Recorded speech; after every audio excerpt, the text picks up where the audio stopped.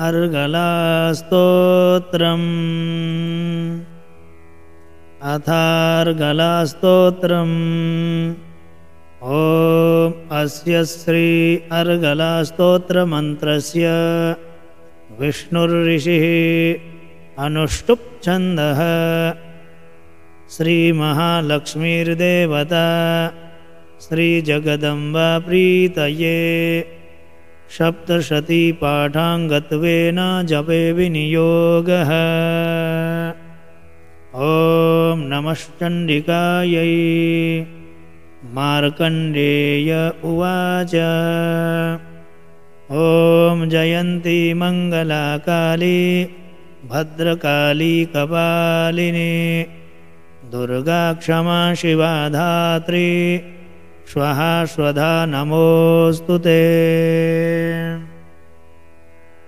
जयत्वं देवी चामुण्डे जय भूतार्तिहारिणे जय सर्वगते देवी कालरात्रि नमोऽस्तु ते। मधुकैटभविद्रावी विधात्री वरदे नमः। रूपं देहि जयं देहि यशो देहि द्विषो जहि। महिषासुरनिर्णासी भक्तानां सुखदे नमः। रूपं देहि जयं देहि यशो देहि द्विषो जहि। रक्तबीजवदे देवी चण्डमुण्डविनाशिनी। रूपं देहि जयं देहि यशो देहि द्विषो जहि। शुम्भस्यैव निशुम्भस्य धूम्राक्षस्य च मर्दिनी। रूपं देहि जयं देहि यशो देहि द्विषो जहि। वन्दिताङ्घ्रियुगे देवी सर्वसौभाग्यदायिनी। रूपं देहि जयं देहि यशो देहि द्विषो जहि।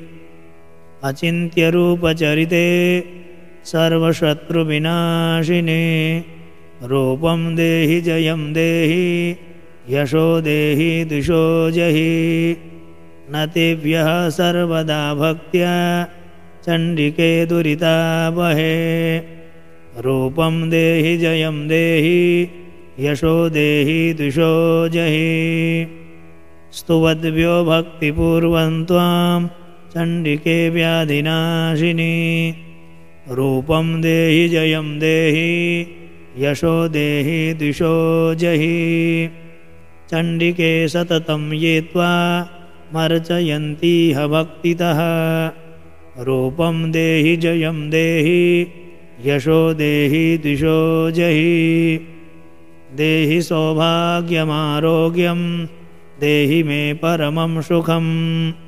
रूपं देहि जयं देहि यशो देहि द्विषो जहि। विदेहि द्विषतां नाशं विदेहि बलमुच्चकैः। रूपं देहि जयं देहि यशो देहि द्विषो जहि। विदेहि देवि कल्याणं विदेहि परमां श्रियं। रूपं देहि जयं देहि यशो देहि द्विषो जहि। सुरासुरशिरोरत्ना निगृष्टचरणेऽम्बिके। रूपं देहि जयं देहि यशो देहि द्विषो जहि। विद्यावन्तं यशस्वन्तं लक्ष्मीवन्तं जनं कुरु। रूपं देहि जयं देहि यशो देहि द्विषो जहि। प्रचण्डदैत्यदर्पघ्ने चण्डिके प्रणताय मे। रूपं देहि जयं देहि यशो देहि द्विषो जहि।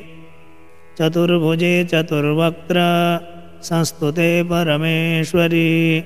रूपं देहि जयं देहि यशो देहि द्विषो जहि। कृष्णेन संस्तुता देवी शश्वद्भक्त्या सदाम्बिके। रूपं देहि जयं देहि यशो देहि द्विषो जहि।